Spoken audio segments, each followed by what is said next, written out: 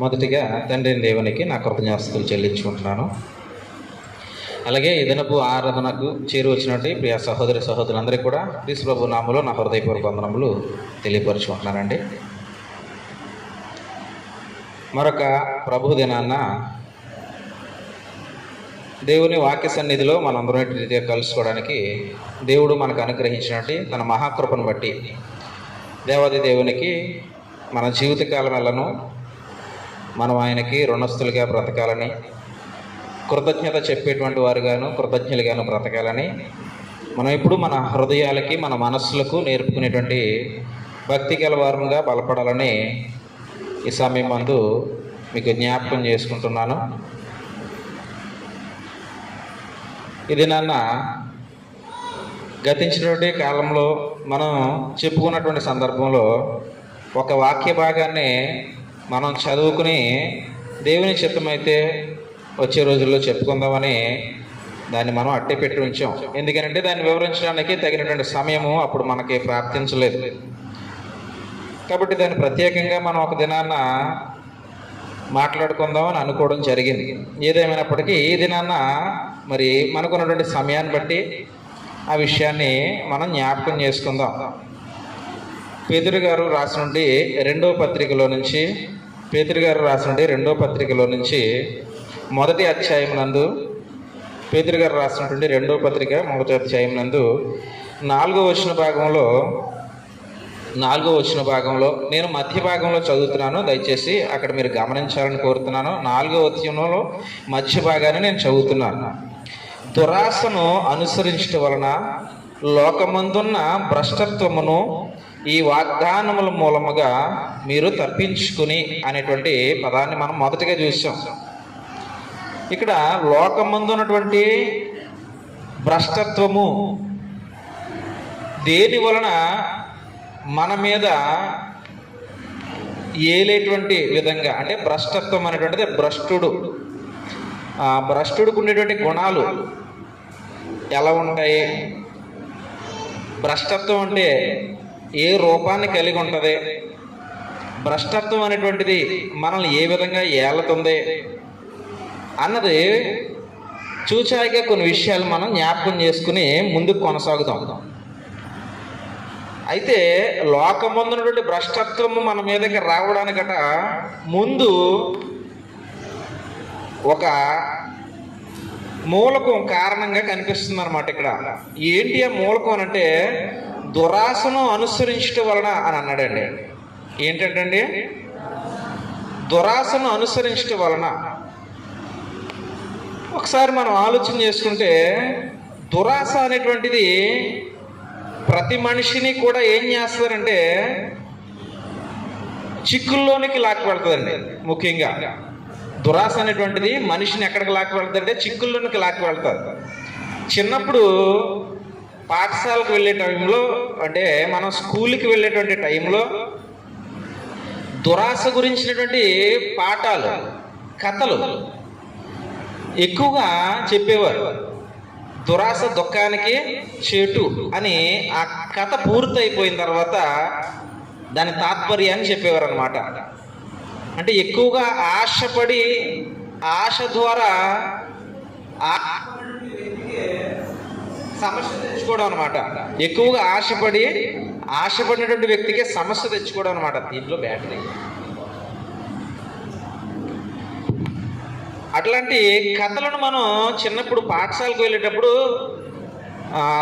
నేర్చుకోవడం జరిగిందండి, దురాశకు సంబంధించినటువంటి.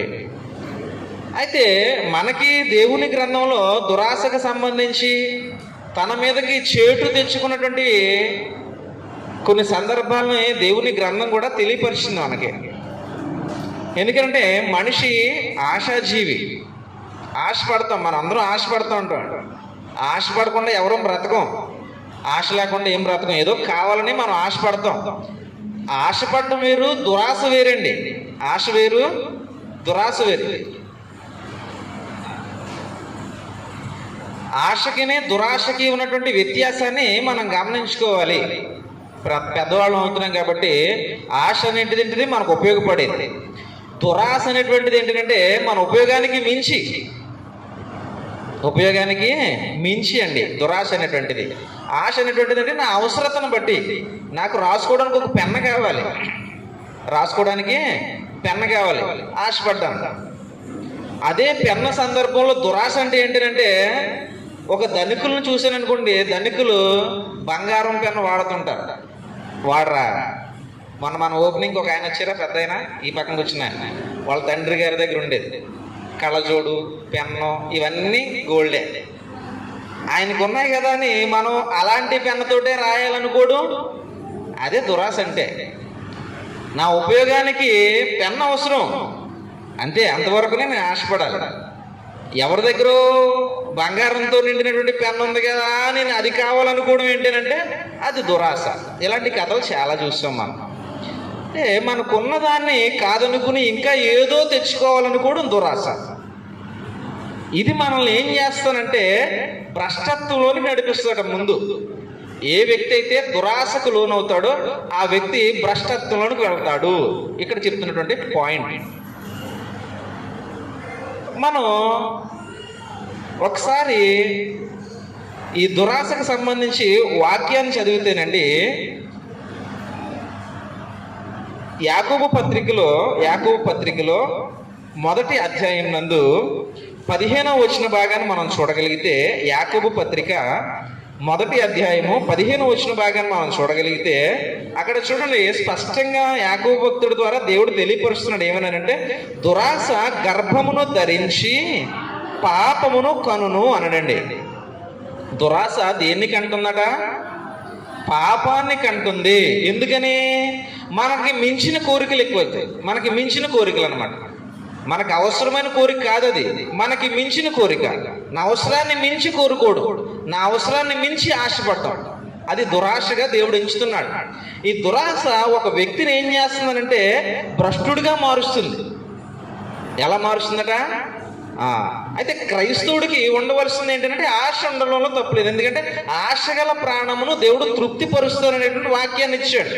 దురాశ గల ప్రాణాన్ని, ఆశగల ప్రాణాన్ని దేవుడు తృప్తి పరుస్తాడు. దేవుడికి తెలుసు నువ్వు ఆశపడేది లిమిటా, అంతకు మించా. నాకు తెలియకపోవచ్చు, మీకు తెలియకపోవచ్చు. మనం ఆశించే ఆశలు అవి లిమిటా లేకపోతే ఇంకా అంతకు మించి ఓవరా అనేది మనకు తెలియదు. మనం ఆశపడే ఆశ దేవునికి తెలుస్తుంది. ఇది ఆశ, దురాశ అనేటువంటిది. ఒకవేళ మనం చేసేది దురాశ అనుకో, అప్పుడు దేవుడు దాన్ని ఎలా ఎంచుతాడంటే భ్రష్టుడు వీడు. ఎవరో భ్రష్టుడు వీడు. ఎందుకనంటే మీకు ఒక జరిగిపోయినటువంటి కథ చెప్తా. జరిగిపోయినటువంటిది ఎక్కడ జరిగిపోయింది ఇది అంటే పరలోకంలో జరిగిపోయింది. పరలోకంలో జరిగిపోయింది. పరలోకంలో దేవుని యొక్క సముఖమందు దేవదూతలు ఉన్నారు కదండి.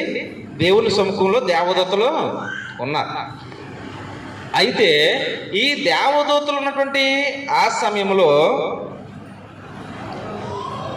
దేవుడు ఒక దూతను ఏం చేశాడంటే హెచ్చించాడు అనమాట. ఒక దూతను హెచ్చించాడు. అంటే మిఖాయేల్ని కాదు, గాబ్రియేల్ని కాదు, మరొక దూత. ఆ దూతనంటే మనం యెషయా గ్రంథంలోని కానీ యెహెజ్కేలు గ్రంథంలోకి కానీ వెళితే దానికి సంబంధించిన పాఠం ఉంటుంది. నేను చాలా సంవత్సరాల క్రితం చెప్పడం జరిగింది అది. అయితే కెరూబు అనేటువంటి పదాన్ని అక్కడ రాశాడు. దేవదూతల్లో కెరూబులు ఉన్నాయి కదా, ఆ కెరూబు జాతిని ప్రస్తావన చేశాడు అనమాట. కెరూబువి నువ్వు మహిమ గల కెరూబువి అని రాశాడు అక్కడ. ఆ కెరూబు అనేటువంటి దేవదూతనట దేవుడు ఏం చేశాడంటే హెచ్చించాడు. ఎలా హెచ్చించాడు? లీడర్షిప్ ఇచ్చాడు అనమాట. ఏం చేశాడండి? లీడర్షిప్ ఇచ్చాడు. ఇప్పుడు లీడర్షిప్ ఇచ్చిన తర్వాత ఆ దేవదూత ఏం చేయాలంటే ఓకే అన్ని దూతల్ని కూడా తన కంట్రోల్లో ఉంచుకుంటూ దేవుడికి ఇష్టమయ్యేటువంటి విధంలో ఆ దూతలను పరిపాలన చేయాలి. అంతే. నీకు ఇచ్చిన లీడర్షిప్ నువ్వు ఎలా వినియోగించుకోవాలంటే దేవునికి ఇష్టమైన విధానంలో ఉన్నటువంటి దూతలందరినీ కూడా నడిపించాలి. ఆ లీడ్ చేయాల్సినటువంటి ఆ పనిని నీకు అప్పగించాడు దేవుడు, అంతే. అయితే ఈ కెరూబు ఏం చేసిందనంటే తన్ను తాను హెచ్చించుకోవడం మొదలుపెట్టిందంట. ఎందుకని? ఇప్పుడు స్కూల్లో లీడర్ని పెడతారు. లీడర్ని పెట్టినప్పుడు మాస్టర్ బయటకు వెళ్ళిపోతే ఏం చేస్తారంటే లీడర్ని కాకేసి చూడు అని చెప్పి ఏమవుతారు, ఆయన బయటకు వెళ్ళిపోతారు. ఇప్పుడు ఈ లీడర్ ఏం చేస్తారండి? ఆడు ఓవరాక్షన్ తట్టుకోలేము. ఈ మాస్టర్ వచ్చేదాకా ఈ ఓవరాక్షన్ తట్టుకోలేమండి. ఈ లీడర్ ఓవరాక్షన్ వీడు ఎక్కడ పేరు ఎక్కించేస్తాడో అని ఆ కింద కూడా కొంతమంది వీడు సపోర్ట్ చేసేసి ఆ బెల్లం ముక్కలు తెచ్చేయ, ఆ మిక్చరీ తెచ్చేయ. చిన్నప్పుడు అండి, ఇప్పుడు లేవులే ఆ భయాలు. మేము చదువుకునే రోజులు ఉండి ఆ భయాలు. ఇప్పుడు అలాంటి భయాలు మాస్టర్కే భయపడతలేదు, ఇప్పుడు లీడర్కి ఎవరు భయపడతారు. కానీ అప్పుడండి ఈ లీడర్ పేరు ఎక్కించకుండా ఉండడానికి కొంతమంది లీడర్ పక్షానికి వచ్చేసేవారు. వీడు సెడ్డోడైనా కానీ వీడు పేరు ఎక్కించకుండా ఉంటే మాస్టర్ కొట్టడు, మనం అల్లరి చేసుకోవచ్చు. ఎందుకంటే ఈ లీడర్ ఆటోమేటిక్గా ఏమొస్తాయంటే, లీడర్కి ఏమొస్తాయి, కొమ్ములు వస్తాయి. మాస్టర్ బయటికి వెళ్ళాలంటే ఈడే నేనే మాస్టర్ అనే ఫీలింగ్ ఇస్తాడనమాట. సేమ్ సిచ్యువేషన్ అండి పరలోకంలో జరిగిందనమాట. ఈ కెరూబు అనేటువంటి దూతకు దేవుడు ఆ స్థానాన్ని ఇవ్వడం జరిగింది. అప్పుడు ఏం చేయాలి కెరూబు అని అంటే, దేవుడు అప్పగించిన పనిని చేయాలి అంతవరకునే. అయితే తను తాను హెచ్చించుకోవడం కాకుండా ఎక్కడికి ఎంత హెచ్చించుకుందనంటే, దేవుని యొక్క సింహాసనాన్ని తన సింహాసనంగా చేసుకోవాలనేటువంటి ఆలోచన. దేవుని యొక్క సింహాసనాన్ని తన సింహాసనంగా చేసుకోవాలి అంటే ఎంతగా హెచ్చించేసుకున్నాడు ఆ దేవదూత అని అంటే, దేవునితో సమానంగా హెచ్చించేసుకున్నాడు. ఇక తన అంతటోడు లేడు. ఇక 4 రోజులు అయితే దేవుణ్ణి కూడా ఆ దూతల్లో ఒక్కడిగా నిలబడేసేసి నేను ఈ కుర్చీ మీద కూర్చుండిపోతా అని అంతా హెచ్చించేసుకున్నాడు అనమాట. ఏమైంది, దేవుడు ఇచ్చినటువంటి ఆధిపత్యాన్ని అహంతో ఇంకా ఆశించాడు. అప్పుడు ఏం జరిగింది అని అంటే, ఆ దూతను దేవుడు అక్కడి నుంచి వెళ్ళగొట్టేశాడు. ఇంకా ఆ స్థానంలో ఉండడానికి కానీ, దేవుని యొక్క ఆ పరిసరాల్లో ఉండడానికి కానీ ఆ దూతకు అవకాశాన్ని ఉంచలేదు. మొత్తానికి నెట్టి వేస్తే వాడే నేలన పడ్డాడు. వాడే ఇప్పుడు అపవాది అని పిలువబడుతూ ఈ మనుషులందరినీ మోసం చేస్తూ ఈ భూమి మీద సంచారం చేస్తున్నాడు. అంటే మనల్ని మోసం చేసేటువంటి అపవాది ఎవరు అని అంటే, ఒకప్పుడు దేవుని సముఖంలో ఉన్నటువంటి దూతయే. అయితే తనను హెచ్చించుకున్నటువంటి అహం తన పక్షంగా కొందరిని చేసుకుని దేవుని మీద తిరగబడాలనేటువంటి ఆ తిరగబాటు స్వభావం. ఇప్పుడు చూడండి, హెచ్చించుకునే గుణం, ఆశించే లక్షణం, తిరగబడే స్వభావం, ఇవే ఉంటాయి ఇప్పుడు మనుషుల్లో ఏముంటాయనంటే, ఒకప్పుడు ఆ దూతకున్నటువంటి లక్షణాలు ఇప్పుడు మనుషుల్లో ఉంటాయి. ఎందుకని, ఆ దూతకు అప్పుడు అవి ఉన్నాయి. ఏంటి, ఒక ప్లేస్ ఇస్తే ఓకే, ఇప్పుడు ఇక్కడుండి నేను రాజకీయం చేయాలి. ఏంటది, ఆ కుర్చీని సాధించేయాలి. ఏ కుర్చీ అది, దేవుని కుర్చీని. అంటే దేవుని సింహాసనాన్ని నేను సొంతం చేసుకోవాలి, దేవునితో సమానంగా నన్ను కూర్చోబెట్టేసుకోవాలి. ఇదంతా ఏంటంటే కపటాలోచన. తన పక్షంగా కొందరిని చేసుకుని దేవుడి మీదకి తిరగబడేటువంటి విధానం, దురాశ, కపటం, ఇవన్నీ అక్కడ ఉన్నటువంటి లక్షణాలు అనమాట. ఈ లక్షణాలతోటి అపవాదిని ఎట్టివేయబడ్డాడు ఇక్కడికి. వాడు ఇప్పుడు ఏం చేస్తున్నాడంటే, భూమి మీద ఉండి మనుషులను మోసం చేస్తూ తిరుగుతున్నాడు అనమాట. కాబట్టి వాడిలో ఉన్నటువంటి గుణాలే ఇప్పుడు మనుషుల్లో ఉన్నాయి. వాడిని భ్రష్టుడు అని దేవుడు నెట్టేశాడు. ఆ భ్రష్ట గుణాన్ని ఈరోజు మనుషులకు వాడు ఏం చేస్తున్నాడు, అలవాటు చేస్తున్నాడు. ఇప్పుడు చిన్న పిల్లలుగా ఉన్నప్పుడు ఇవే ఉంటాయా, వాడు ఊహ తెలుసుకుని ఎదుగుతూ ఉంటాడు. పిల్లలు ఎదుగుతున్నటువంటి కాలంలో ఒకటి మోసం, ఒకటే ఆశ, ఇలా ఒకటే ఆ మనసులోకి వాడు పుట్టిస్తూ ఉంటాడు అనమాట. ఇలాగ సమాజంలో ఉన్నటువంటి ప్రజలందరినీ మోసం చేసి ఏం చేశాడనంటే, భ్రష్టుడి దగ్గర వాడందరినే ఉంచేసుకున్నాడట. ఒకసారి భక్తుడైనటువంటి యోహాన్ గారు పత్రిక రాస్తూ చివరి భాగంలో, మొదటి పత్రిక రాస్తూ చివరి భాగంలో ఏమంటాడనంటే, యోహాన్ రాసినటువంటి మొదటి పత్రిక చివరి భాగానికి వస్తే, అంటే 5వ అధ్యాయము 19వ వచనం దగ్గరికి వస్తే, అక్కడ ఒక పదాన్ని రాస్తాడు. ఏంటంటే, లోకమంతయు దుష్టుని యందు ఉన్నదని ఎరుగుదుము. ఆ క్రింద ఏం రాశాడండి, దుష్టుని యందు పడి ఉన్నదని అన్నాడండి. దుష్టుడి దగ్గర ఏం చేసింది లోకం అంతా. ఎందుకని, లోకం దుష్టుడి దగ్గర పడి ఉండడం అంటే ఏంటంటే, వాడి మాటకు లోబడింది అని. లోకమంతా దుష్టుడి మాటకు లోబడింది అని అర్థం అన్నమాట పడి ఉండడం అని అంటే. దేవుని మాటకు లోబడేవాడు ఎవరు అనంటే, మరలా లోకంలో నుంచి వచ్చినోడు. నిజానికి లోకం అంతా ఎక్కడుందనంటే దుష్టుడి అందే ఉంది. ఇప్పుడు వద్దాం, ప్రారంభపు వాక్యం దగ్గరికి వద్దాం. ఒకసారి పేతురు రాసినటువంటి పత్రికలో మనం ఇందాక చదివినటువంటి వాక్యం దగ్గరికి వస్తే, దురాశను అనుసరించడం వలన లోకమందున్న భ్రష్టత్వమును అనడండి. దురాశను అనుసరించడం ద్వారా మనుషులందరూ లోకమందున్నటువంటి భ్రష్టత్వంలో పడి ఉన్నారు. ఎందుకనంటే మనిషి యొక్క ఆశ ఈ మనిషిని ఏం చేసిందంటే, దురాశ గర్భమును ధరించి పాపమును కంటది అని వాక్యం చెప్పినటువంటి విధానంగా మనుషులందరూ కూడా ఈ దురాశ ద్వారా పాపంలోనికి వెళ్ళారనమాట. అంటే దేవునిలో నుంచి పాపంలోనికి వెళ్ళారు, అంటే దేవునిలో నుంచి అపవాది యొక్క ఆలోచనలోనికి వెళ్ళారు. ఇది ఫస్ట్ పాయింట్. ఈ ఆశ ఎలాగుంటుందని అంటే, అప్పటి వరకు మంచిగానే ఉంటామండి మనం, అప్పటి వరకు మంచిగానే ఉంటాం. అయితే సడన్గా ఏమవుతుందంటే, కళ్ళకి ఏదో కనిపించేసరికి, కళ్ళకి ఏమైనా కనిపించింది అనుకోండి, ఒక ధనం ఎక్కువ మొత్తంలో కళ్ళు కనిపించింది అనుకోండి, ఏం చేస్తారంటే మనిషిని అప్పటి వరకు కరెక్ట్గా ఉన్నవాడన్నా సరే ఆ ధనాన్ని చూసేటప్పటికి ఆటోమేటిక్గా బెండ్ అయ్యి పోవాల్సిందే. ఎందుకంటే మనిషి వీక్నెస్ అన్నమాట ఇది. ఆశించడం మనిషి యొక్క లక్షణం, ఆశను అతిగా ప్రేమించడం అదే దుష్టుని యొక్క లక్షణం. అదే మనుషుల్లో ఇప్పుడు ఎక్కువగా ఉంది. మనం ఆశించడం తప్పు కాదు, ధనం సంపాదించడం తప్పు కాదు. ధనం చూసేటప్పటికి మనం ధనానికి లోబడిపోయి ఏ పనికైనా ఓకే అని టిక్కి పెట్టేస్తామే, అది తప్పు అనమాట.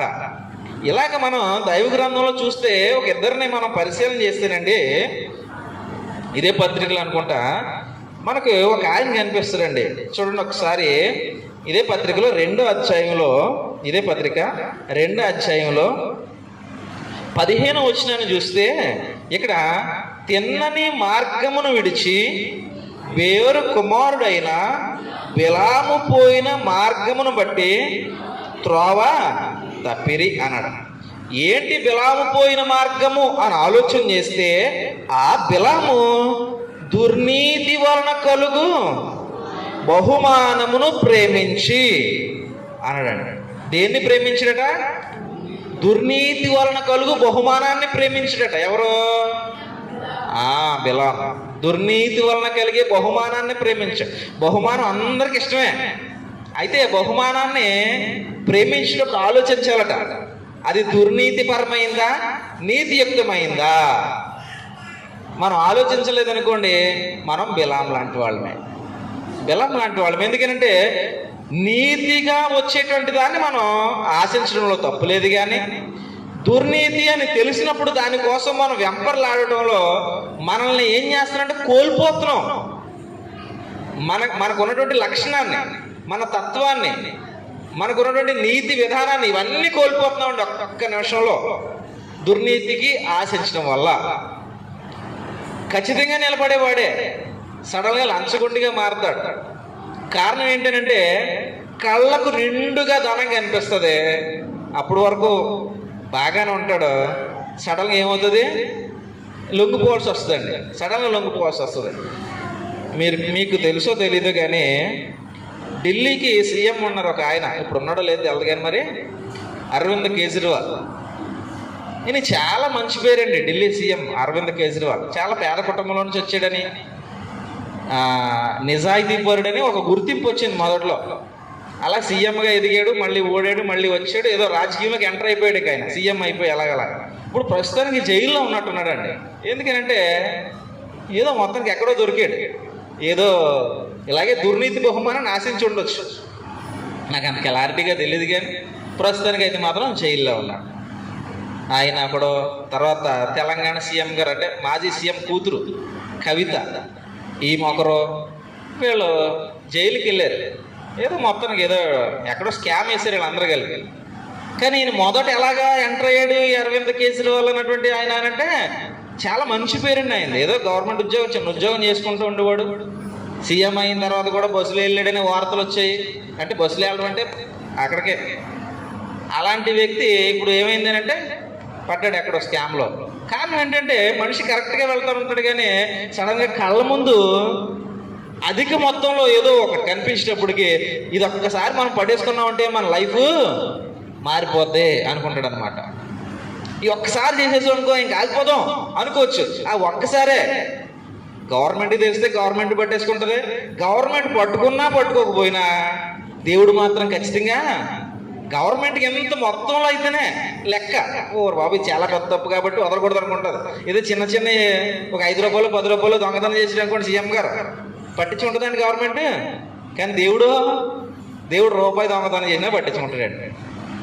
అదే గవర్నమెంట్ సీఎం ఒక 5 రూపాయలు దొంగతనం చేసాడు అనుకోండి, 5 రూపాయలకి ఎదుట పట్టించుకోరు. కానీ దేవుడు రూపాయి దొంగతనం చేసినా, ఆడి సీఎం అయినా పిఎం అయినా, సామాన్యంగా రోజుకి 100 రూపాయలు కూలికి వెళ్ళేటువంటి వ్యక్తి అయినా ఎందుకంటే దేవుని దృష్టిలో సీఎంలు పిఎంలు ఉండరండి.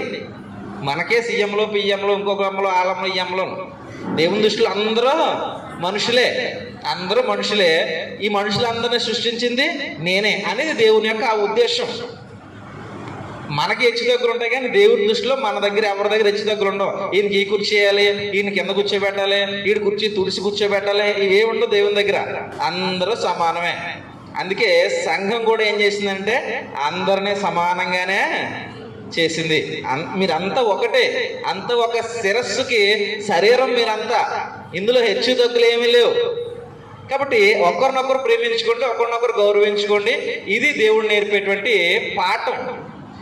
అయితే చిన్న తప్పునైనా సరే దేవుడు ఏం చేస్తాడంటే తన యొక్క పుస్తకం, నాన్నగారు చాలాసార్లు జ్ఞాపకం చేస్తుంటారు, వేరొక గ్రంథమును జీవ గ్రంథమును అనేటువంటి మాటలు జ్ఞాపకం చేస్తుంటారు. ఆ గ్రంథంలో మన పేర్లు రాస్తూ ఉంటాడు అనమాట. దేవుని దృష్టిలో దొంగలుగా ఎంచబడిన వారి పేర్లు రాస్తాడు. దేవుని దృష్టిలో దేవునికి అనుగుణంగా బ్రతికే వారి పేర్లు రాస్తాడు. మనం పిలిపి పత్రిక చదువుతుంటాం కదా, పిలిపి పత్రిక చదివినప్పుడు అక్కడ ఇద్దరు గురించి ఇద్దరు గురించి చెప్తారండి. అంటే పరిచర్య చేసేటువంటి స్త్రీల గురించి చెప్తాడు. చేసి ఇలాంటి వారి పేర్లు ఎక్కడ రాయబడతాయని చెప్పాడండి, జీవ గ్రంథం మందు వ్రాయబడ. అంటే దేవుని కోసం నిలబడే ప్రతి ఒక్కని పేరు జీవ గ్రంథంలో వ్రాయబడుతుంది. దేవునికి విరోధంగా దుష్టుని యందు పనిచేసే ప్రతి ఒక్కని పేరు వేరొక గ్రంథంలో వ్రాయబడుతుంది అని ప్రకటన గ్రంథంలో చెప్పాడు. కాబట్టి ఈ గ్రంథాల్లో మన పేర్లు రాస్తాడు దేవుడు. అయితే మనం ఏ గ్రంథంలో మన పేరు రాయించుకుంటున్నాం అన్నది ప్రాముఖ్యం. ఎందుకంటే ప్రతి ఒక్కరము ఒకనొక రోజు దేవుని చెంత నిలబడాలి. తీర్పు దినాన్ని అందరం నిలబడాల్సిందే. అక్కడ ఎవరని ఏముండదు, ఇంకా అక్కడ వ్యత్యాసం ఉండదు. మనం ముందే చెప్పుకున్నాం, ప్రతి ఒక్కరూ ఆ రోజు దేవుని తీర్పులో నిలబడాల్సిందే. కాబట్టి అక్కడికి వెళ్ళేటప్పటికి మనల్ని మనం ధైర్యవంతులుగా మార్చుకోవడమే సంఘం యొక్క ఉద్దేశం. ఇక్కడ ఉన్నప్పుడు ఏంటంటే మనలో ఏవేవో లోపాలు, ఏమో మనలోనూ దురాశలు, మనలోనూ కపటాలు ఉండక మానవ సహజంగా మనం మనుషులమే కాబట్టి, ఈ లోకంలో మనం కలిసి తిరుగుతున్నాం కాబట్టి ఇవన్నీ ఉంటాయి. అయితే వాటిని పెంచుకోకూడదు. మనం వాటిని నీళ్లు పోసి పెంచేవారిగా ఉండకూడదు. దేవునికి ఇది నచ్చదు అని తెలిసినప్పుడు ఏదో ఒక విధంగా మన నుంచి దాన్ని మనం ఏం చేసుకోవాలి, తగ్గించుకోవాలి, చంపేసుకోవాలి, విసర్జించాలి, విడిచిపెట్టాలి. ఇది నేర్చుకోవడానికి మనం సంఘానికి వస్తున్నాం. అంటే దినదినము మనల్ని ఏం చేస్తుంది సంఘం అని అంటే నూతన పరుస్తుందండి.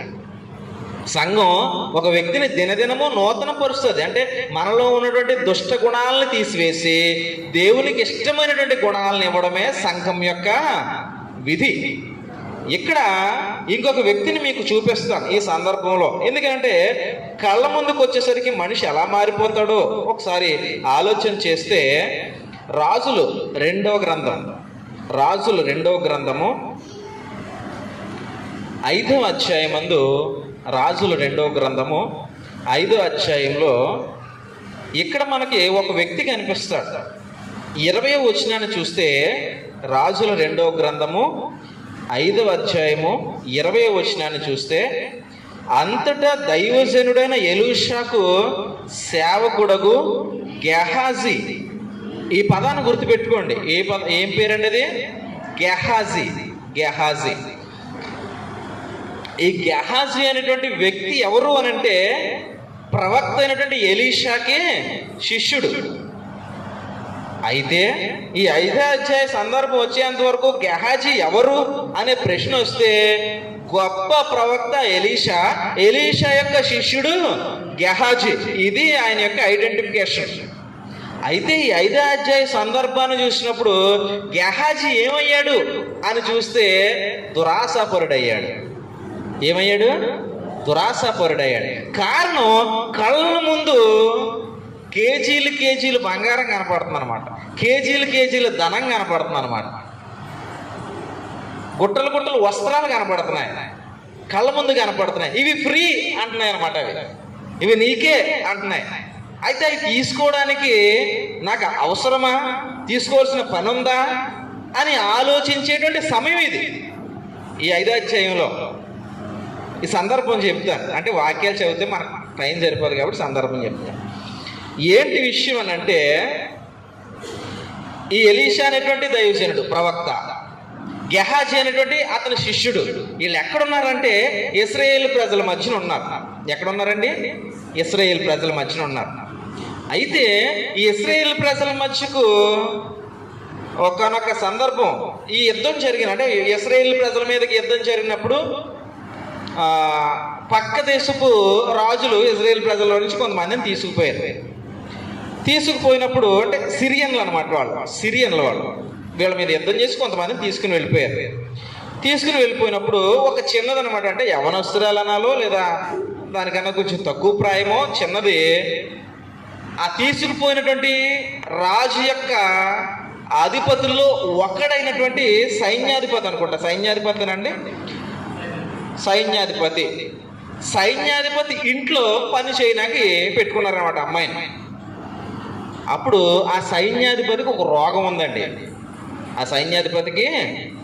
ఈ సైన్యాధిపతి సిరియన్లు అనమాట, ఇజ్రాయేల్ సంబంధించినోడు కాదు. ఇజ్రాయేల్ మీదకి ఏదో యుద్ధానికి వచ్చాడు. ఇక్కడ ఉన్నటువంటి కొంతమందిని తీసుకుని వెళ్ళిపోయినప్పుడు ఒక చిన్నదాన్ని తీసుకుని పోయాడు. ఆ సైన్యాధిపతి ఇంట్లో పని మనిషి కింద పెట్టుకున్నారనమాట చిన్నదాన్ని. అయితే సైన్యాధిపతికి ఒక రోగం ఉంది. ఇప్పుడు ఈ రోగం పోవాలి అని ఆ డబ్బు ఉన్నాడు కాబట్టి చాలా కార్యక్రమాలు చేసుకుంటున్నాడు, కానీ తగ్గట్లేదు. ఈ చిన్నది పరిశీలన చేసి చూసింది. అప్పుడు తన యజమానురాలు చెప్పింది, అతను చెప్పలేదు. ఏమనంటే, ఇశ్రాయేలు ప్రజల్లో దైవజనుడు ఒక ఆయన ఉన్నాడు, ఆయన పేరు ఎలీషా. అక్కడికి వెళితే ఈ యజమానుడికి ఉన్నటువంటి రోగం తగ్గేటువంటి అవకాశం ఉంది, ఎందుకంటే ఆయన చాలా గొప్పవాడు అని ఆ సిరియనుడైనటువంటి ఆ వ్యక్తికి చెప్పింది. అయితే అతడు విన్నాడండి. నయమాన్ అతని పేరు. ఏం పేరండి? నయమాన్.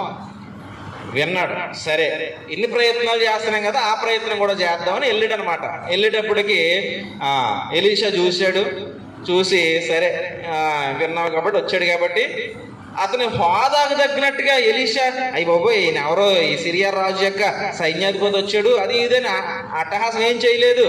ఓకే వచ్చేవా ఏంటి పని అని అడిగితే, ఇదిగో నా రోగం అండి, మీరు తగ్గిస్తారని చెప్పి ఈయన వచ్చానండి అంటే, సరే అయితే వీళ్ళు యోర్దాను నదిలో వీళ్ళు మునుగు, నీ రోగం తగ్గుతుంది, ఆ దారిలో ఉంది కదా, వెళ్తా మునుగు పో అన్నాడు. కోపం వచ్చింది ఈయన, ఎందుకంటే ఈయన బడా వ్యక్తి కదా, ఆయన వచ్చేటోడికి ఏదేదో చేస్తాడని ఊహించాడు. కానీ ఈయన ఏమీ చేయలేదు. అతను ఊహకు తగ్గట్టుగా వెళ్ళి దారిలో ఉంది ములిగేసి అలా పో అన్నాడు. దేట్రా, నేను అక్కడి నుంచి పని కట్టుకుని వస్తే ఎంత తీసి పాడేసినట్టు మాట్లాడేటి, ఈ మాత్రం నదులు ఈ మాత్రం నీరు మా దేశంలో లేవా, అక్కడ ములగలేమేటి, ఇక్కడ దాకా రావాలా అని అనుకుని కోపంతో ఎన్ని తిరిగి పోతూ సరే చూద్దాం ఏదో చెప్పాడు కదా అని ఒకసారి అందులో దిగి ములిగేటప్పటికి ఏం జరిగిందంటే, అతని రోగం అంతా పోయిందని శరీరాన్ని పట్టుకున్నాడు, కుష్ఠరోగం అదంతా పోయి చక్కని దేహం వచ్చింది, చిన్నపిల్లలకు ఉండేటువంటి దేహంలో వచ్చినాడు. అప్పుడు ఏమవుతాడు, ముందేం ఫీల్ అయ్యాడంటే ఇది అవమానించేట్టు ఫీల్ అయ్యాడు. కార్యం జరిగేటప్పటికి దేవుడి దగ్గర ఇలాగే ఉంటుంది అనుకున్నలా ఉంది. ఒకవేళ అతను దేవుడి దగ్గర, దేవుడు నేను సైన్యాధిపతిని, నేను రాజుని అని మనం కుర్చీలు వేస్తాం. ప్రెసిడెంట్ గారు వస్తే ఒక కుర్చీ, నెంబర్ గారు వస్తే ఇంకో కుర్చీ, మామూలు మనిషి వస్తే పీట, ఇలాగే వేస్తాం. మనం కూడా ఇలాగే మారుస్తాం మనం. కానీ మనం మార్చకూడదు. నిజానికి క్రైస్తవుడు ఎవరు వచ్చినా ఒకలాగే ప్రేమించి, ఒకవేళ మన దగ్గర ఉన్న కుర్చీ అందరికీ సమానంగా వేయాలి. కొంతమంది అయితే చూడండి లోపల కుర్చీ తుడిచి మరీ వేస్తుంటాం, కొంతమంది వచ్చినాక నా బయట ఏదో మనం దేకి పీట వేస్తుంటాం. మరి ఈ వ్యత్యాసం మనకి ఎందుకు ఉంటుంది? మనం నేర్పేస్తున్నాం మన బుద్ధికి. ఎవరు వచ్చినా ఒకలా ప్రేమించాం అనుకోండి ఏం పోయిందండి. ఒకవేళ ఈ గెహాజీ ఈ నయమని అనుకున్నట్టు ఒకవేళ అనుకోవచ్చు, లోపల నుంచి తెచ్చిన కుర్చీ లేదని ఎయ్యరు, ఇంకంతే. ఇంకా అందరిని ఒకలాగా ప్రేమిస్తున్నాం. ఆ కుర్చీ మట్టట్టింది, ఇప్పుడు దాన్ని తేలే, మేము లోపల నుంచి నువ్వు ప్రెసిడెంట్ వచ్చేవారు, ఈ బయట మేము కూర్చునేది వేస్తాం, ఎవరు వచ్చినా అదే వేస్తాం. ఇలా సమభావంతో ప్రేమించే లక్షణం మన దగ్గర ఉండాలి. ముఖ్యంగా ఒక్కొక్కరిని ఒకలా ప్రేమించొద్దు దయచేసి. అందరిని ఒకలాగే చూడండి, అందరిని ప్రేమగా చూడండి, అంతే. అయితే ఈ గెహాజీ పేరు వస్తుంది, ఆడి గురించి చెప్పుకోవాలి కాబట్టి ఆ పేరు వచ్చేస్తుంది అర్థం నాకు. ఈ నయమాన్ తిరిగి ఈ దేహాన్ని చూసుకుని, ఈ మార్పుని చూసుకుని మళ్ళీ వెనక్కి వెళ్ళాడు. ఎక్కడికి? ఎవరినైతే చిరాకు పడ్డాడో, నాకు ఏదో పెద్ద పేట ఎత్తడం అనుకున్నాను, ఇదేం వేయలేదు నాకు అనుకున్నాడు కదా ఎలీషా గారి గురించి. వెనక్కి పరిగెత్తుకుంటే వెళ్ళాడు, లబ్బో దివ్వమని వెళ్ళాడు. అయ్యి బాబోయ్ మీరు అన్నట్టు చేసినండి, ఇలా మారిపోయింది, ఇదిగోండి నా దగ్గర అన్నీ మీరు తీసుకోవాలండి ఇవి అని చెప్పి అతను ముందు పెట్టాడు అనమాట. అతను ముందు పెడితే ఎలీషా తీసుకునే సమయం కాదా, అవసరమా అనవసరమా, ఇవి ఆలోచించగల విజ్ఞత ఉన్న మనిషి. కాబట్టి ఎలీషా ఏం చేసాడంటే, ఆయన నీ దగ్గర ఎట్టుకోరయ్యా, నాకు వాటితో పనేమే లేదు, పట్టుకుని చెల్లి అన్నాడు అనమాట. ఇవన్నీ మీకే అని ఎలా చూపిస్తున్నాడు ఎవరు? నయమాన్. ఇవన్నీ మీకే అంటున్నాడు. ఎలీషా వాటిని చూడట్లేదు, కానీ వెనకాల కూడా ఉన్నాడా గెహాజీ. అప్పుడు దాకా ఎవరంటే గొప్ప ప్రవక్త యొక్క శిష్యుడు గెహాజీ. ఇవన్నీ మీకే అని ఈ బంగారాన్ని, వీటిని, ఆ డబ్బుని, ఆ దుస్తుల్ని ఇలా కళ్ళ ముందుకు చూపించినప్పటికీ ఎలీషా అలాగున్నాడు స్థిరంగా. కానీ గెహాజీ కొంచెం బెండ్ అయిపోతున్నాడు అట్లా చూసి. ఈయన తీసుకుంటే బాగున్నా, నాకు కొంత వస్తుంది అనుకున్నాడు కొంచెంసేపు. ఈయన తీసుకోలేదు.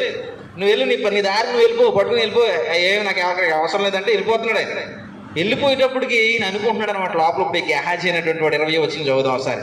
అంతటా దైవజనుడైనటువంటి ఎలీషా సేవకుడకు గెహాజీ సిరియనుడైన ఈ నయమాను తీసుకుని వచ్చిన వాటిని అంగీకరించటకు నా యజమానునికి మనస్సు లేకపోయాను గాని యెహోవా జీవం తోడు నేను పరిగెత్తుకుని పోయి అతని కలుసుకుని అతని యొద్ద ఏదైనానో తీసుకుందును అనుకుని.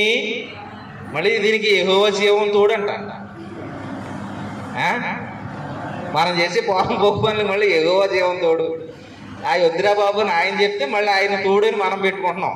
ఇక్కడ ఈయన చేసే పని అదే, యెహోవా జీవం తోడు అంటే కొంచెం బలం ఇయ్యి, గట్టిగా పరిగెడతాను, గుర్రం పారిపోతుందనేమో. మరి నయమని గుర్రం వచ్చి ఉంటాడు కదా, ఆ గుర్రం పారిపోతుంది, యెహోవా జీవం తోడు, నాకు కొంచెం బలం ఇస్తే పరిగెట్టుకుంటే అడ్డుకు వెళ్ళిపోతాను అని అంటున్నాడు. వెళ్ళిపోయి ఏమన్నాడు అనుకుంటున్నారండి? అయ్యా కొంచెం నాకు ఖర్చులు ఉన్నాయి, నాకు అవసరం ఉంది, కొంత ఏమన్నంటే బాగుండేమో, ఒకవేళ నాకు గురువు గారిని అడిగినా బాగుండేమో. ఈ రెండూ చేయలేదు అతను. ఆ కళ్ళ ముందు వచ్చినప్పటికి ఫ్రీ వస్తువులు కదా, కళ్ళ ముందుకు వచ్చినప్పుడు పరిగెట్టుకుంటూ వెళ్ళిపోయి కథలు లేడు. ఈ దారిలో పరిగెడితేనే కథలు లేస్తున్నాడు అనమాట బుర్రలో. అక్కడికి వెళ్ళాడు ఎదురు చెప్పాలి కదా, మరి సడన్గా రాదు, పరిగెడితేనే కథలుకుంటూ వెళ్ళిపోయి అయ్యా ఇప్పుడే మీరు ఎలా దాటారు కదా, మా అయ్యగారు గుమ్మం ఎలా దాటినట్టునే ఇంకొక ఇద్దరు వచ్చారంటే పాపం ఏమీ లేదు ఆమె దగ్గర, మా అయ్యగారి దగ్గరకు వచ్చారు, వాళ్ళకి ఎవడన్నా కావాలని నన్ను అడగమని పంపారండి మా అయ్యగారు అన్నాడు. అసలు ఈయన పంపింది లేదు, వాళ్ళు వచ్చింది లేదు. ఇదంతా ఒక స్టోరీ వెళ్ళేసుకుని వెళ్ళి గెహాజీ మొత్తానికి అయ్యో రెండేవండి అని అడుక్కుంటే నయమానికి అప్పుడు మంచి హ్యాపీ మూడ్లో ఉన్నాడు. ఎప్పటి నుంచో కుష్ఠరోగం అంటే మామూలు రోగం ఏంటది, ఎప్పటి నుంచో బాధ మీద ఉన్నాడు. సడన్గా మాయమైపోయి మంచి చాలా గ్లామర్గా కనపడుతున్నాడు మనోడు. అసలే ఇంక ఈ మూడ్లో ఏమన్నా ఇచ్చేస్తాడు. ఒకటేట నాయన 2 తీసుకొని ఇచ్చేసాడు అనమాట. దారి ఇచ్చుకున్నాడు. ఇవన్నీ దాచేసుకుని గురువుగారి దగ్గరికి వెళ్ళాడు. ఎక్కడికి వెళ్ళారా అని అడిగాడు ఆయన. అబ్బాయి ఎక్కడికి వెళ్ళలేదండి, నేను ఎక్కడికి వెళ్ళలేదు, ఇక్కడే ఉన్నాను అన్నాడు అనమాట. తెలీదా ఎలీషాకి? ఎలీషా దేవుని ఆత్మతో నడిపింపబడుతున్నటువంటి ప్రవక్త ఆయన. ఏమైందనంటే కళ్ళ ముందుకు వచ్చేటప్పటికి ఇది నీదే అనేటప్పటికి అది నాకు అవసరమా, దీంతో నాకు పనుందా అనే విజ్ఞత మర్చిపోయాడు గెహాజీ. ఎలీషాకి అవన్నీ ఉన్నాయి కాబట్టి వాటితో నాకు ఏ అవసరం లేదు, నువ్వు పట్టుకుని వెళ్ళిపో. కానీ గెహాజీకి విజ్ఞత ఆలోచన లేదు. అవన్నీ ఉంటే నేను సెటిల్ అయిపోతాను కదా అనుకుంటున్నాడు. కానీ దేవుడు చూస్తాడు, నన్ను సెట్ చేస్తాడు వేరే చోట అని అనుకోలేకపోయాడు. ఎందుకంటే అప్పుడు వరకు ఉన్నటువంటి గురువుని బట్టి అయినా తను నిలబడలేకపోయాడండి. వాటిని చూసి ఆశకు బానిస అయిపోయాడు. ఆశ దురాశగా మారింది, దురాశ గర్భాన్ని ధరించింది. అది ఏం చేసింది? పాపాన్ని కన్నదే. ఆ నయమానుకున్న కుష్ఠరోగం తీసుకొచ్చి గెహాజీ మీదకి ఎక్కించాడు. నయమానుకు పోయింది కదా, నయమాను దగ్గర ఆశ దురాశగా మారి వెళ్ళి తెచ్చుకున్నావే, ఆ ధనాన్ని బట్టి ఆ నయమానుకున్నటువంటి కుష్ఠరోగం నీతో పాటు పోద్దా, నీ కుటుంబం, నీ వంశం ఈ కుష్ఠరోగంతో. ఏమైందనంటే లోకంలో మనం బ్రతుకుతున్నప్పుడు మన కళ్ళకి ఆశ ఉండడం సహజమే. కానీ ఆశను దురాశగా మలుచుకుంటే మనం ఏమైపోతాం అంటే భ్రష్టత్వంలోకి వెళ్ళిపోతాం. కాబట్టి ప్రతి మనిషి కూడా ఆశ ద్వారా భ్రష్టత్వంతో నింపబడుతున్నాడు అన్నది దేవుని యొక్క ఉద్దేశం. ఎందుకంటే పుడుతుంది ఆశ, దాన్ని దురాశగా మార్చుకుంటున్నాం, సరిపడిన దాన్ని మించి కోరుకుంటున్నాం, మన అవసరాన్ని మించి ఆశపడుతున్నాం. ఇవన్నీ దురాశ యొక్క లెక్కల్లోకి వెళ్ళిపోతాయని దేవుడు చెప్తున్నాడు. అయితే ఒక క్రైస్తవుడు నేర్చుకునేటువంటిది ఏంటి అంటే, తిమోతి పత్రిక రాస్తూ అక్కడ ఒక మాట చెప్తాడు ఆయన, ఈ లోకంలోనికి వచ్చేటప్పుడు మనం ఏమీ తీసుకుని రాలేదు, ఇక్కడి నుంచి వెళ్ళేటప్పుడు మనం ఏమీ తీసుకుని పోలేము. ఇది క్రైస్తవుడు యొక్క నినాదం. వచ్చేటప్పుడు నేనేమీ తీసుకుని రాలేదు, వెళ్ళిపోయేటప్పుడు నేనేమీ పట్టుకుని వెళ్ళను. ఇక్కడికి వచ్చిన తర్వాత దేవుడు నాకు ఏది ఇస్తే అదంతా దేవునిదే, నేను ఇక్కడ బ్రతకడానికి నాకు ఇచ్చాడు ఆయన. కాబట్టి దానితోటి నేనేం చేస్తాను, ఇప్పుడు మనం ఒక రెంట్ హౌస్కి వెళ్ళాం అనుకోండి, విత్ ఫర్నిచర్ తోటి వాళ్ళు రెంట్ హౌస్ ఇస్తారు మనకి. అంటే అందులో మంచం ఉంటుంది, కొంచెం ఉంటుంది, సోఫాలు ఉంటాయి, ఫ్యాన్లు ఉంటాయి, అన్నీ వాడి వస్తువులు ఉంటాయి. వాటన్నిటితో కలిపి మనకి రెంట్కి ఇస్తాడు. అంటే ఈ పల్లెల్లో ఇవ్వకపోవచ్చు కానీ పట్టణాల్లో ఎలాగైనా ఉంటుంటాయి కొన్ని ప్రదేశాల్లో. ఆ వస్తువులన్నీ ఆ వ్యక్తియే, ఇంటి ఓనర్యే. వాటన్నిటితో కలిపి మనకి హౌస్ రెంట్కి ఇస్తాడండి. మనం వాటన్నిటిని అనుభవిస్తాం. వాటన్నిటికి ఏం కడతాం? అద్దె కడతాం. టైం అయిపోయిన తర్వాత ఎన్ని రోజులు నేను దొర్లు మంచం నా నడానికి కట్టుకుని ఇడుచుకుంటే పోతాను అంటే ఊరుకుంటాడా? నడు మీరు చేస్తాడా ఈ మంచం గలడు? అంతేకాదు, అదేంటంటే రెంట్ హౌస్ అంతే. అలాగే మన ఆత్మకు కూడా ఇది అలాంటి అద్దె కొంపే. ఈ దేహం, దీన్ని కూడా వదిలేస్తాం. మనం అనుభవించే ఈ సమస్తము కూడా రెంటేనండి. మనం అద్దె కట్టాలి దేవునికి. అంటే ఈ లోకంలో కట్టే అద్దెమో ధన రూపంలో ఉంటుంది, దేవునికి కట్టే అద్దె ఎలా ఉంటుందండి? అది ఆత్మ సంబంధమైందండి. అంటే మన సమయాన్ని, మన భక్తిని, మన నమ్మకాన్ని, మన ఆలోచనను ఇవన్నీ దేవునికి సమర్పించడం అండి. ఎందుకంటే ఇది అనుభవిస్తున్నాం, అందుకే కృతజ్ఞులుగా బ్రతకాలి మనుషులు దేవునికి అని నేర్పించేది.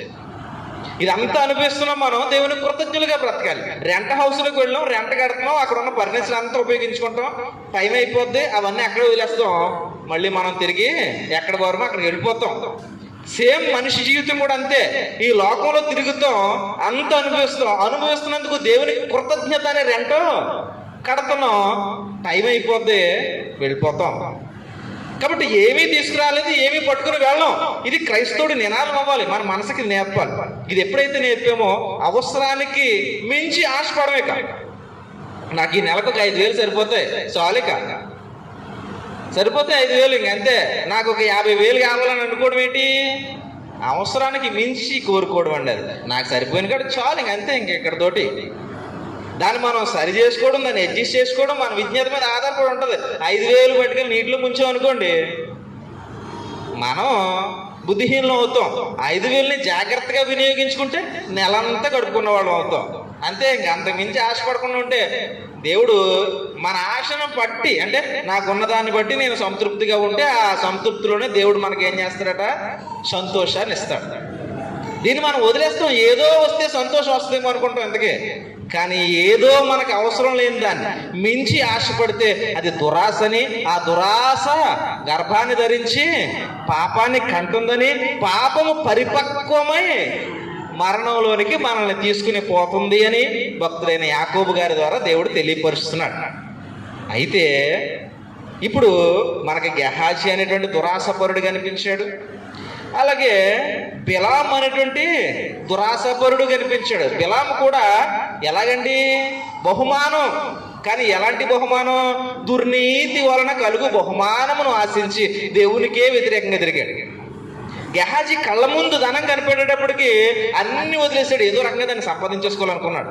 అయ్యో నా గురువు ప్రవక్త, తెలిసిపోద్ది అనుకోలేకపోయాడు. నా గురువు నమ్మిన దేవుడు సృష్టికర్త, నేను ఎక్కడున్నా చూసేస్తాడు అనుకోలేకపోయాడు. అన్నీ మర్చిపోయాడు సడన్గా. చూడండి అంటే ఈ దురాశ దగ్గరికి వెళ్ళేటప్పటికి మన మనోనేత్రం మూతబడిపోతుంది. ఇది ఎవరు చేస్తున్నారు? ఈ లోక సంబంధమైన దుష్టుడు. అంటే మనం కొరింథీ పత్రికలోకి వెళ్ళి చదివానుకోండి, 4:4 మొదటి పత్రికకి వెళ్ళి చదివితే అక్కడ ఏమంటారంటే, ఈ లోక సంబంధమైనటువంటి దేవత మన మనోనేత్రాలకు గుడ్డితనాన్ని కలగజేస్తున్నాడు. దేన్ని చూడనివ్వడు? దేవుని శక్తిని చూడనివ్వడు. దేవుని యొక్క ఉద్దేశాలను చూడనివ్వడు, దేవుని యొక్క బాటలను చూడనివ్వడు, అంటే మార్గాన్ని చూడనివ్వడు. ఇలా మనసుని మూసేస్తున్నాడు.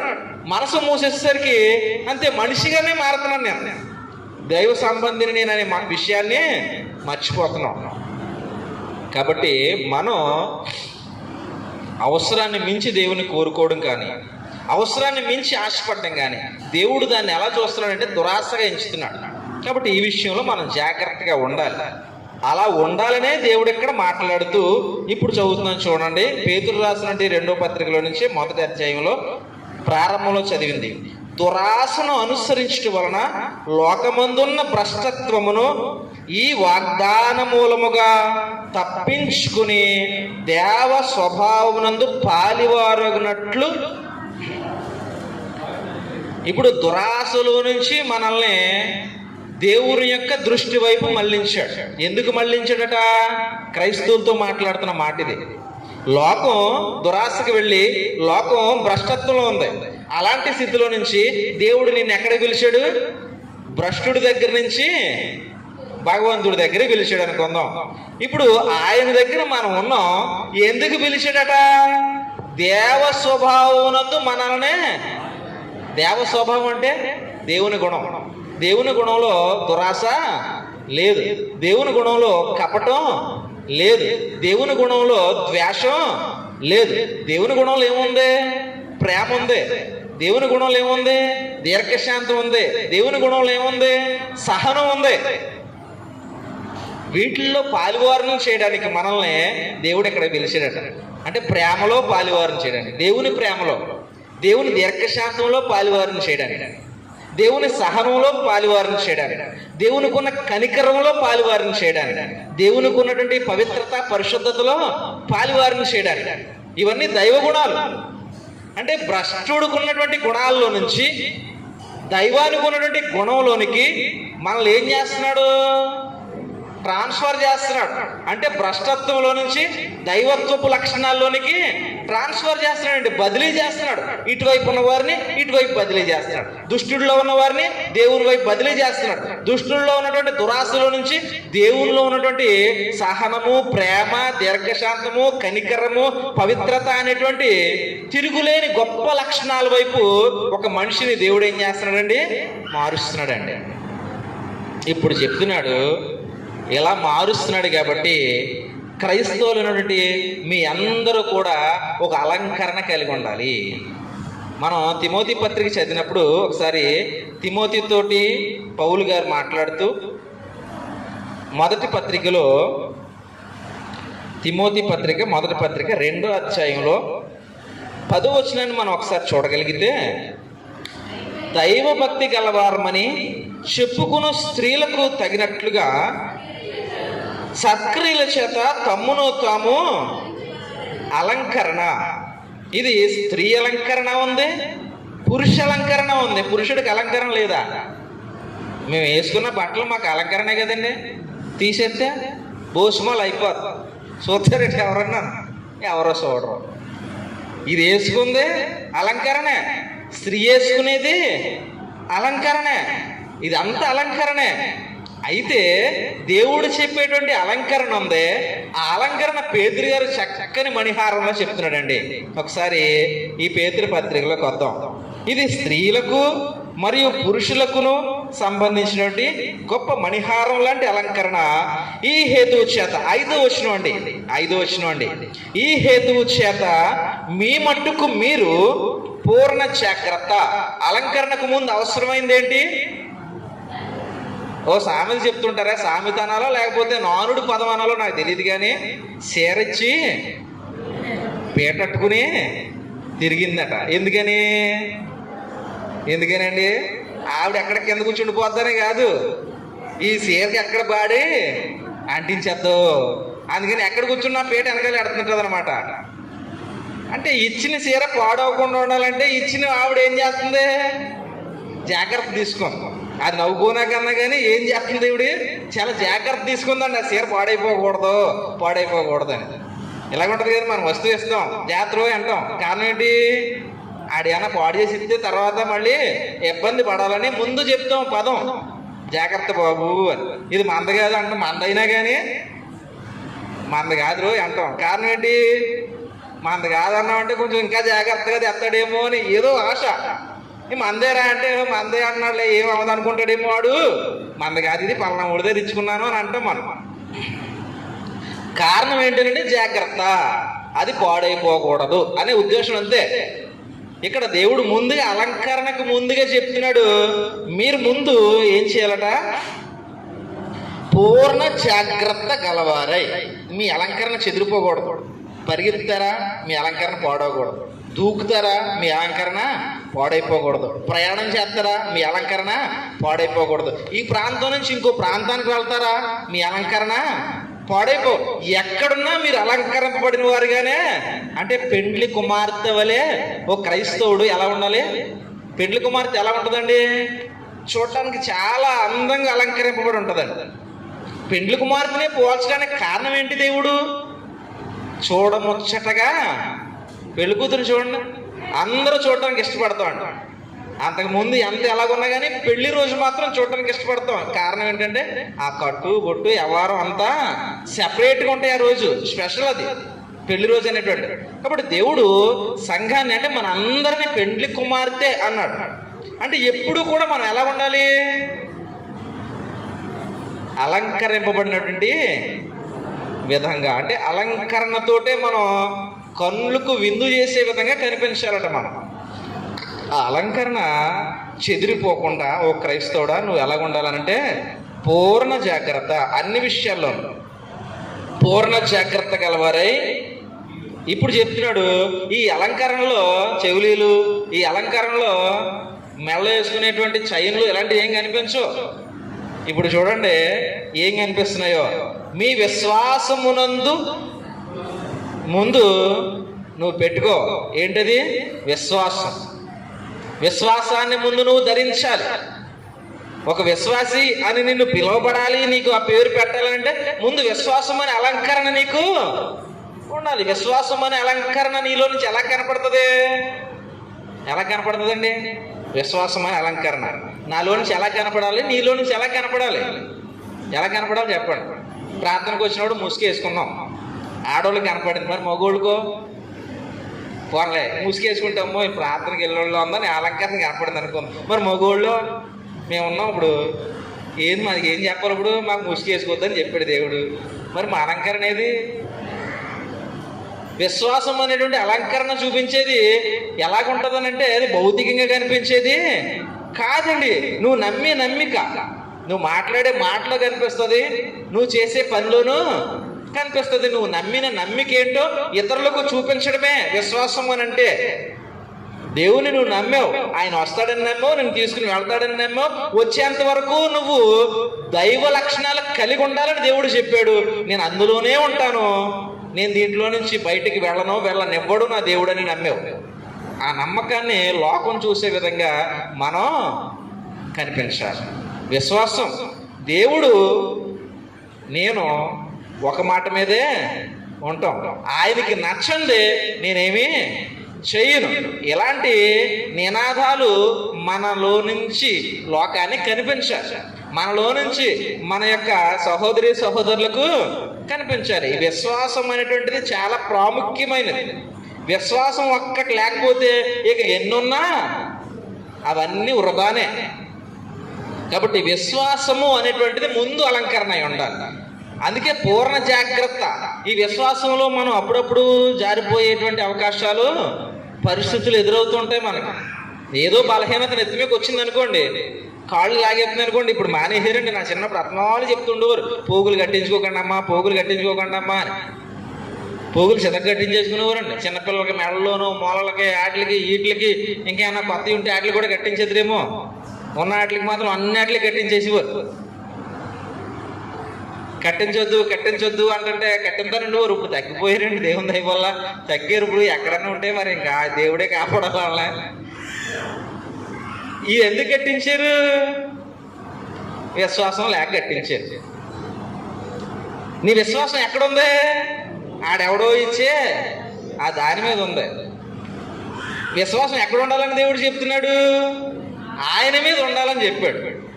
విశ్వాసం ఆయన మీద ఉండాలి, నేను పుట్టించిన ఆయన మీద నీ విశ్వాసం ఉండాలి అని చెప్తే ఈ విశ్వాసం పెద్దపాలమో, ఈ విశ్వాసం కిల్లంపూడి వెళ్ళేది అప్పట్లో, ఇప్పుడు వెళ్తలేదు, తగ్గింది. ఇంకా వెళ్తే తగ్గించాలనే దేవుడు చెప్తున్నాడు. మరి నేను చెప్పట్లేదు, కానీ విశ్వాసం దేవుని మీద ఉండాలి, విశ్వాసం మనుషుల మీద కాదు. అందుకే పూర్ణ జాగ్రత్త. నీకు ఏ పరిస్థితుల్లోనైనా దేవునిలో నుంచి దూరం అయిపోయేటువంటి పరిస్థితులు ఎదురవుతాయి నీ జీవితంలో. నీ సహోదరుల ద్వారా ఎదురుకావచ్చు, నీ ఇరుగు పొరుగు వారి ద్వారా ఎదురుకావచ్చు, నీ బంధువుల ద్వారా ఎదురుకావచ్చు. ఎవరి ద్వారానైనా విశ్వాసంలో నుంచి తొలగిపోయే స్థితిగతులు ఎదురైనప్పుడు నువ్వు అక్కడి నుంచి దూరంగా పారిపో. ఎదిరించలేని శక్తి లేనప్పుడు ఏం చేయాలండి? దూరంగానే పోవాలి. ఎందుకు? మన విశ్వాసంలో మనం బలహీనలు కాకూడదు. దేవుడు నాకు అన్నీ చేస్తాడండి, దేవుడు అన్నీ చేస్తాడు అని నమ్మకం అండి మనదే. బలహీనత దేవుడు దూరపరుస్తాడు, ఆర్థిక సమస్య దేవుడు సహాయం చేస్తాడు, చేయగలడు. చేయలేని అసమర్థుడు కాదు దేవుడు, చేయలేని అసమర్థుడు కాదు. అండ్ అబ్రహాము నమ్మినటువంటి విశ్వాసాన్ని బట్టి అబ్రహాము దేవుని దృష్టిలో ఏమయ్యాడు? నీతిగా ఎంచబడ్డాడు. ఎందుకంటే దేవుడిని అంతలో నమ్మాడు అబ్రహాం. మొత్తం శరీరం చచ్చిపోయింది, అయినా పెట్టినిస్తానని దేవుడు చెప్పాడు, ఇస్తాడు ఖచ్చితంగా నమ్మాడు. అబ్రహాం శరీరం చనిపోయింది, సారా శరీరము చనిపోయింది. చనిపోయిన శరీరాల్లో నుంచి జీవమును ఇస్సాకునిచ్చాడు దేవుడు, నమ్మిన నమ్మికను బట్టి. ఏం చేయలేడు దేవుడు అంటే సమస్తము చేయగలడు. దేవునికి అసాధ్యమైనది ఏది లేదు అని ఆ సందర్భంలోనే చెప్పాడు. కాబట్టి ఏదైనా చేయగలడు, ఏదైనా చేయగలడు. కానీ మనం ఏం చేస్తామంటే తొందరపాటు నిర్ణయాలు. ఎవరో ఏదో చెప్తారు, దేవుని మాటను అలా ఉంచి వాడి మాట మీద ఆధారపడిపోతూ ఉంటాం. కాబట్టి ఎలాంటి పరిస్థితులు ఎదురైనప్పుడు మన విశ్వాసంలో నుంచి చెదిరిపోకుండా, మన విశ్వాసత బలహీనత కాకుండా,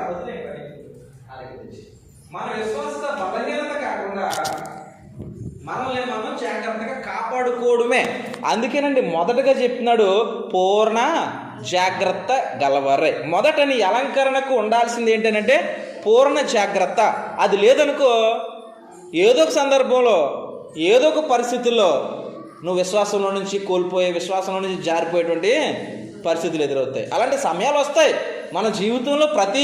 ఇలా జరుగుతూ ఉంటాయి సంవత్సరాలు.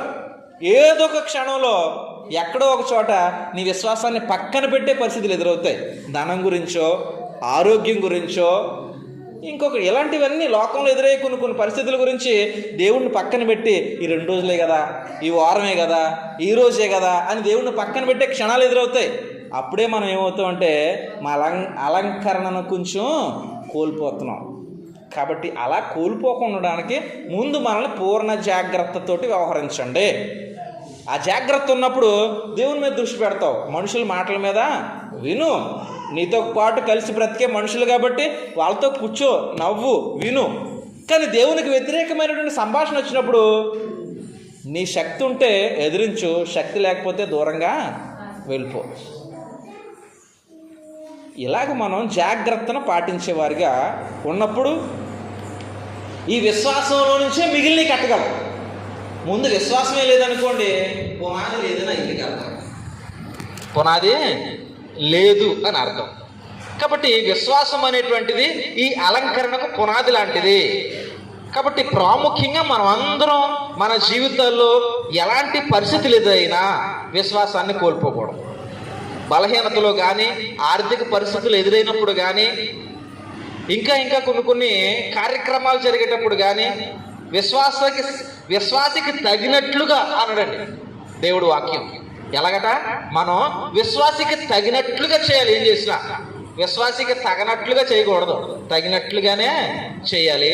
అది పూర్ణ జాగ్రత్త కలిగి వ్యవహరించే వ్యవహారం. కాబట్టి ఈ జాగ్రత్తను మనం పాటిస్తే మనల్ని మనం కాపాడుకున్నవారు అవుతాం. అంటే మన అలంకరణకు బేస్, మన అలంకరణకు పునాది లాంటిది ఏంటి? విశ్వాసం. కాబట్టి మొదటగా చెప్పాడు పూర్ణ జాగ్రత్త గలవారే మీరు విశ్వాసమునందు అనడా. అక్కడి నుంచే ప్రారంభమైంది. ఇప్పుడు పునాది వేస్తావు కదా, ఇప్పుడు భీములు వేస్తావో, కాలమ్స్ వేస్తావో, ఇప్పుడు తర్వాత నేర్పిస్తాడు అవన్నీ. ముందు మాత్రం పునాది వేయి, అదే విశ్వాసం. ఇప్పుడు విశ్వాసంలో నుంచి గుణం, నమ్మికని బట్టే కదా నీ గుణం మారుతుంది. మనం నమ్మే నమ్మికను బట్టి మన గుణం మారుతుంది. కాబట్టి ఇప్పుడు చెప్పుకుంటూ వస్తున్నాడు ముందుకి, విశ్వాసమునందు సద్గుణము అన్నాడు. సద్గుణం అని అంటే మనిషికి లక్షణం అండి. అంటే అందరితోటి కూడా మనం శభాష్ అనిపించుకునే లక్షణం, చెయ్యి అనిపించుకునే గుణం కాదు సద్గుణం అని అంటే. దీంట్లో కొన్ని క్వాలిటీస్ ఉంటాయి సద్గుణానికి సంబంధించి, ఎలాంటి పరిస్థితుల్లో ఎలా ఉండాలి, ఇవన్నీ తర్వాత చెప్పుకుందాం, టైం అయిపోయింది మరి. కాబట్టి ముందు పునాది అయినటువంటి విశ్వాసాన్ని కాపాడుకోవడంలో మనందరం పూర్ణ జాగ్రత్త గలవారై ఉండాలి. ఈ లోకం దురాశ ద్వారా మనల్ని భ్రష్టత్వంలోనికి లాగే ప్రయత్నం చేస్తుంది. కాబట్టి దురాశ మన కళ్ళ ముందుకి రానివ్వకూడదు. ఆశ కామన్, దాన్ని దురాశగా మాత్రం మార్చొద్దు. కళ్ళ ముందు ఆడినప్పుడే దురాశపరులం అయిపోతాం. అప్పుడు కూడా విజ్ఞతతో ఆలోచిస్తే మనం ఎలీషాలో నిలబడగలం. విజ్ఞత కోల్పోతే గెహాజీలా మారిపోతాం. వాడు కుష్ఠరోగం వచ్చింది, మనకి ఏదో రోగం వస్తుంది. కాబట్టి జాగ్రత్తగా ఉండాలి. పునాదైన విశ్వాసంలో మనం స్థిరంగా ఉండాలి. ఆ పునాదిని కోల్పోతే ఇక మన విశ్వాసులమే కాదు. కాబట్టి ఇది ప్రారంభం, పునాది కట్టాం, దాని నుంచి ఉన్న గుణాలను తర్వాత కట్టుకుందాం. అందరికీ వందనాలండి.